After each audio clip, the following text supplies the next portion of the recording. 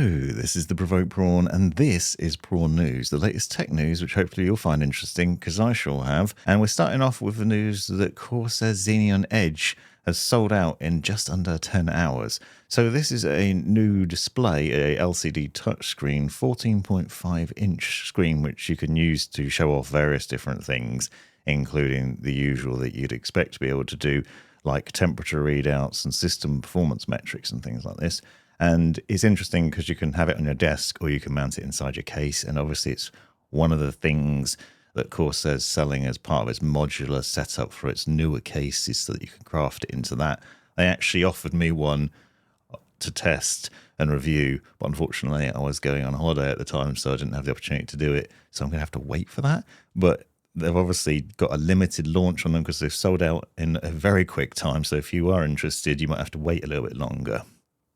$249 for this display though, so it's pretty pricey, and I'll leave links in the description so you can find out more about all these stories, but also the products to help you out if you are interested. But it is a pretty nice looking screen, and I have read good reports of it from those that have managed to get hold of one, and so it's nice to have potentially and one to consider. ASRock is apparently launching a motherboard with 25 USB ports in the form of the AMD X870 Live Mixer Wi-Fi, which is £229. So if you love connecting USB devices to your PC, this might be the motherboard for you. Now, this title is a bit deceptive because there's 16 USB ports at the rear in terms of the I/O. Bunch of USB-C and USB-A connections on it, but it also has internal connections, so you can use it in a case that, say, has 4 front panel USB-A connections and USB-C on it as well. So if you've got a case like that, which there are a few of, the Lian Li Dynamic Evo XL, for example, which is my main case, that has 4 USB ports on it, and you don't often find the ability to connect 2 USB-A connections to a motherboard, so it's pretty handy to have that. So this is the sort of motherboard you want to buy if you've got a case like that, where you want to make the most of those front panel USB ports. Pretty interesting, loads of connectivity, pretty handy, I think. I do personally plug in loads of devices, so this would be helpful for me. In more motherboard news, it turns out that Sapphire is getting into the motherboard market, and so there's more competition now. And this is apparently coming with that same branding of Nitro Plus that it uses for its high-end AMD GPUs as well. And there's some question about availability. It might only be available in China at the moment, but there's also rumors that it could be coming elsewhere. So more competition is obviously good. If you're a fan of Sapphire, or if you've got a Sapphire GPU already, and then you want to have a motherboard to match it, you might be able to do that in the near future. So that's good news. Intel's interestingly filed a patent for something called software-defined supercores. So this is basically letting 2 cores work together, and it's a new concept that's obviously in patent stage, but also apparently people have suggested that it's kind of like older AMD technology, which was called Bulldozer's clustered multi-thread, and also even an old proposed technology from Intel from years ago, but it was designed to potentially be a bit more expensive, and it now looks like it might be more plausible to be able to do this. It looks a lot like inverse hyperthreading. Basically, you've got these things called supercores, which is a combination of 2 cores or more, and it's meant to be more efficient and potentially better. So interesting. It's interesting to see Intel innovating like this at a time where the company's obviously struggling. So it's promising, I think, and potentially good news. More interesting news from Intel is the news that potentially we might have another Core Ultra CPU with 28 cores coming, and more news on the Arrow Lake refresh. So there was rumor that we'd potentially be seeing some insane CPUs in the future, including a 40-core variant and a 32-core variant and others.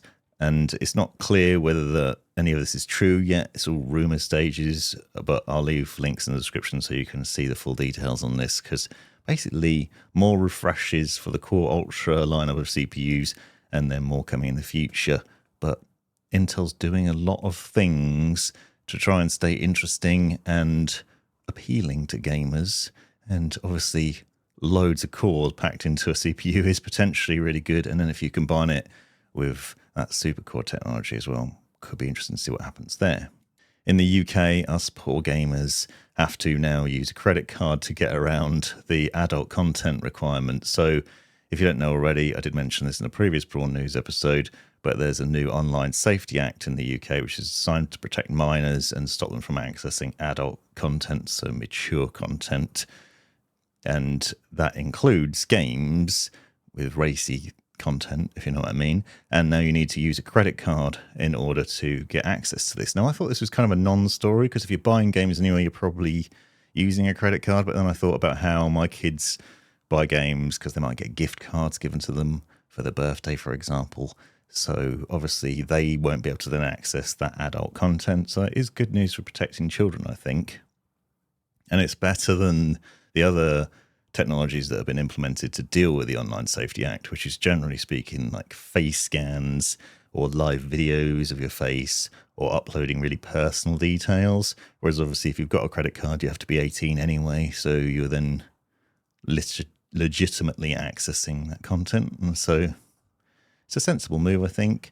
It's not too crazy. There's quite a few different Noctua stories, which is pretty interesting. So Noctua apparently has said that it wants to make an RTX 5090 Noctua edition. So big, chunky, powerful, well-cooled GPU, but it's struggling because there's not enough GPU chips, so it just can't get enough access to those. So you might have seen already the stories that there's a 5080 Noctua edition which has been made in combination with ASUS, and it costs $2,300 in China and over 1,600 euros in Europe, which is obviously very expensive. There's also a story saying that this is currently 60% over NVIDIA's current MSRP for the RTX 5080, so you're actually paying a higher price. Surprise, surprise, more expensive graphics card. And I mean, it's not surprising anybody really, is it? But I think, you know, if you're paying for Noctua stuff, Noctua is a premium brand anyway. They do really good products. Obviously, you're looking for good cooling from your GPU, then maybe you're willing to pay a little bit extra to make sure you're getting that premium setup there. But it's interesting because unfortunately you're probably not going to see a 5090 if you're hoping to see a 5090 variant of this, so you might end up having to just stick with 5080, which is still going to be a good card, to be fair. Other news is that Noctua's first AIO liquid cooler has been delayed until Q2 of 2026. Now, I didn't even realize this was a thing, or maybe I'd forgotten, but at Computex earlier this year, Noctua showed off its first ever all-in-one cooler. This could be potentially really cool, because obviously Noctua is well known for creating very good air towers and very good fans. And the other thing that's interesting about this is Noctua is also using ASRock's flagship G8 V2 pump inside this all-in-one cooler, which is pretty unusual because the patent lapsed on ASRock pumps. So historically, if you don't know already, most of the all-in-one coolers that you would have bought over the last few years, quite a few years, would have used ASRock's pump technology inside them and then just had the relevant company's branding, whether it's NZXT or Corsair or whoever else. Now that patent has lapsed, most manufacturers and brands are creating their own all-in-one cooler pump technology, so they're actually designed in-house. Noctua has decided to stick with ASRock, which I think is a good thing, because obviously ASRock's got that long history of knowledge and practices and technology and research and all these other things to produce really good pumps. And instead, Noctua is working on basically having a sound dampening system inside the all-in-one cooler to basically keep it quiet. And obviously the addition of Noctua fans as well should mean it cools really effectively. So I think this could be one to watch out for. Obviously it depends on whether you like Noctua's color branding. It's not for everybody. It is quite unique and does stand out. But the combination of those two things should potentially mean that it will be resilient and work well, and also cool very effectively too. ASRock has launched a 12-volt 2x6 L-type connector, which is designed not to melt and to bring some protection. Now, at first glance, I thought this story probably wasn't that interesting. We've seen a number of different connectors for the 12-volt 2x6 or the 12-volt high-power connectors from NVIDIA over the last few years, alternatives to the ones that come with your power supply, or ones that promised not to melt and then actually did melt eventually. So this doesn't look like a story that's interesting at the beginning, but actually is if you look into it a bit more. So this cable has been built with a sensor into it. Actually has a built-in NTC sensor, which is designed to detect resistant changes. And it's an additional cable that actually needs to be plugged into the power supply unit. This is pretty interesting, I think, because it is actually a sensor in there that is going to work out if there is an issue, so you'll know whether there's a problem. Now, it does mean that it does require an ASRock power supply unit, so it won't work with other PSUs, so you can't just buy this and use it with your Corsair power supply, for example. But it is an L-type connector and one that promises not to melt, and it has that ability to actually detect if there is a problem. So if you've been worried about this sort of thing when buying an NVIDIA GPU, this might well be an option to look into. There's an interesting problem with Windows updates and SSDs, and I'm actually covering this separately in another video because it's affecting me, and Jace2Sense has done an interesting video on it. But essentially there's been some reports of issues with NVMes with Psion controllers in them, which is quite a few different brands use Psion controllers in them, where a Windows update has caused those drives to have issues to the point that the system just blue screens, freezes, or collapses, and then causes headaches for the end user. Unfortunately, Psion is suggesting that it's not an issue, and they're not able to replicate it despite putting in 4,500 hours of testing. And they're suggesting that instead it's down to heat sinks, and that if your drive's under a heavy load, you should be making use of decent heat sinks and thermal pads to make sure it's not a problem. I'm skeptical about that because Jace2Sense showed issues with it. I've had problems with it. I definitely use heat sinks. You'd hope that he was savvy enough to be using heat sinks and thermal pads and making sure it was cooled properly. I don't think it's an overheating issue on my system anyway. And so it is a bit of an annoying problem that doesn't seem to be a good solution to at the moment, unless Microsoft releases a new update that fixes the current Windows update that's causing the problem, because it is painful to have your system crash randomly when you're gaming or your system's on load or whatever else. If you like white parts in your system, then you might be pleased to see that ASUS has revealed the Prime RX 9070 XT. So this is a white variant of the black GPU that already exists.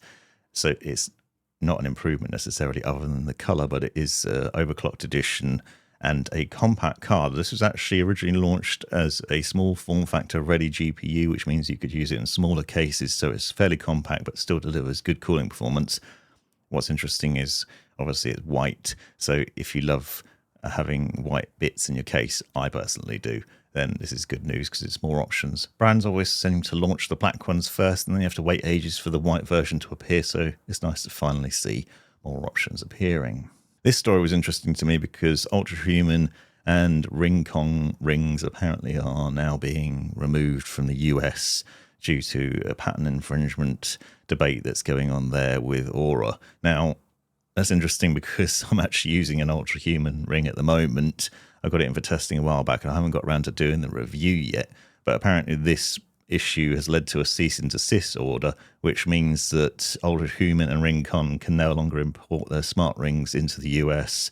And by the end of October, so the 21st of October, that could be a big issue where you won't be able to buy those things anymore. And that's a real shame because the UltraHuman ring, for example, doesn't require a subscription and is actually very good based on what I've seen of it. It gives really interesting data, heart rate tracking, sleep tracking, gives you really good, interesting data about what's going on with your day, the logic of why you might have had problems sleeping, when you should be taking caffeine. There's some really interesting data in it. I really need to get to my review and get that out because I found it fascinating. But now that won't be an option anymore.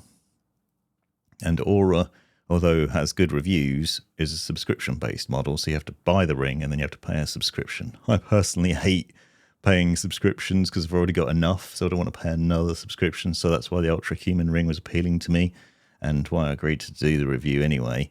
I was even thinking about buying one before they reached out. So it's very interesting potentially there. So another bit of interesting news, car news this time, is that Hyundai has patented a solid-state battery which uses copper instead of other alloys. So this is a bit basically about how the design of the battery works and how copper can't be used in certain places, but with this patent it might be able to. And so it could mean that the battery will last longer, the cars will be able to go further, and also there'll be reduced cost in the battery life. Now, batteries are obviously an issue, an ongoing one, and they're constantly improving, but obviously it's a big impact on the range of the vehicle. So better battery technology is definitely a good thing. And it will be really good if they pull this off. There's a lot to it that I don't understand. If you understand battery stuff, check out the link in the description to the full story, but it's basically going to potentially mean a good improvement for Hyundai vehicles, which, let's face it, are awesome anyway and have got good reviews because of them, but just improved battery internals, fairly good news for everybody potentially. Talking of subscriptions, this is an awful one. Volkswagen is locking horsepower behind a paid subscription. So if you've got a car, you have to pay extra to get the full brake horsepower out of this one. So this is the Volkswagen ID3 Pro and the Pro S, and they produce 201 horsepower. But if you pay the subscription of £16.50 a month in the UK, you can get the full 228 brake horsepower. This is the most ridiculous thing I've heard and is very annoying, and this shouldn't be allowed. It should be banned, definitely. You imagine you bought another product and it was locked, so you couldn't use its full potential unless you paid a subscription. You can choose to pay the whole lifetime subscription up front, so maybe you just do it that way and then you don't have to think about it, and perhaps it's a non-story in that way. But the fact that this is even a thing is ridiculous. I've been a fan of Volkswagen for quite a few years, but I don't like this at all. This is not a cool move. This has been the Provoked Prawn. I hope you found these stories useful. Don't forget to check out the links in the description to the full stories and find out more about them. And thanks very much for watching. Have a great weekend.